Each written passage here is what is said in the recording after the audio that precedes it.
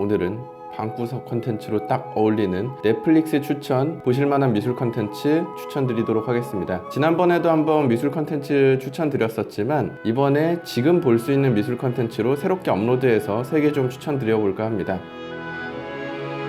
첫 번째는 고네 슈칼스키의 삶과 예술이라는 다큐멘터리인데요. 폴란드 출신의 대가 스타니슬라프 슈칼스키라는 이 인물이 굉장히 뛰어난 재능이 있었음에도 왜 우리에게 안 알려져 있는가, 이 부분에 대해서 좀 재미있게 접근하는 다큐인데요. 21세기의 미켈란젤로다 라고까지 불렸던 폴란드 측에서는 거의 국민 조각가로도 평가를 받았었는데 지금 왜 작품이 거의 남아있지 않은가에 대해서 좀 독특하게 접근하고 있습니다. 미국으로 이주해서 이제 80대가 넘고 작가로서 활동을 거의 못하고 있을 때 1973년이었죠. 미국에서 거리 아티스트로 활동하고 있는 젊은 예술가들이 우연히 그의 작품을 이미지로 발견하게 되고 호기심으로 수소문한 끝에 그를 취재하는 형태로, 그와 친구가 되는 형태로 그의 삶과 예술을 이야기하게 되는데요. 여러 질문을 좀 던져주는 다큐였습니다. 단순히 시각 결과물로만 그를 판단할 것인가, 혹은 그 역사 안에서 이 인물이 어떻게 존재했느냐를 작품에 반영해서 바라봐야 하는가에 대한 여러 질문을 던지고 있는 다큐멘터리라서 익숙한 대가는 아니지만 익숙하지 않기 때문에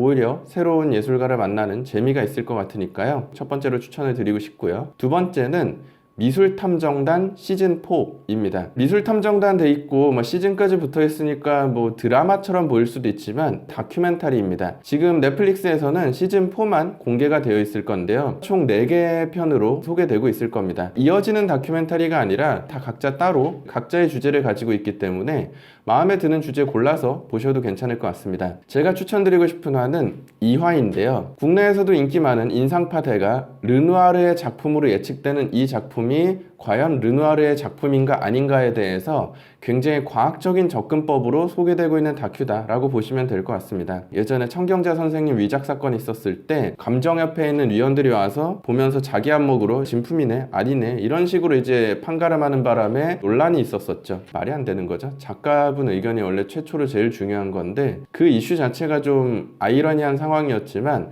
이 미술탐정단은 그런 안목 분석 개념이 아니고요. 최초에는 안목으로서 접근하지만 굉장히 과학적이고 미술사적인 접근법을 통해서 이게 왜 르누아르의 작품이라고 생각하는가에 대해 소개를 하고, 이 작품이 르누아르 작품으로 예측됨에도 왜 르누아르 작품이라고 할 수 없는 상황이 되어 있는가 라는 어찌 보면 좀 정치적인 미술계의 현실에 대해서도 꼬집고 있는 다큐라고 생각해 주시면 될 것 같습니다. 자, 마지막으로 추천드릴 미술, 이건 사실 미술이라고 하기 약간 애매할 수도 있을 것 같은데요. 이브 생 로랑의 삶을 다루고 있는 영화 이브 생 로랑을 추천드리고 싶습니다. 완전한 팩트만 담기지 않았다, 패션에 대한 이야기보다 개인사만 담겨 있다 라고 소개되기도 하는데요. 원래 디올의 수석 디자이너로 굉장히 이른 나이에 주목받았다가 어쩌다가 디올을 나와서 자신만의 개인 브랜드를 만들게 되었고, 그 과정 속에서 어떻게 대성할 수 있었는가 란 과정이 소개될 겁니다. 생 로랑의 삶, 그 중에서도 그의 연인이자 사업 동반자였던 피에르 베르제와의 관계 이야기가 좀 중심으로 소개되기 때문에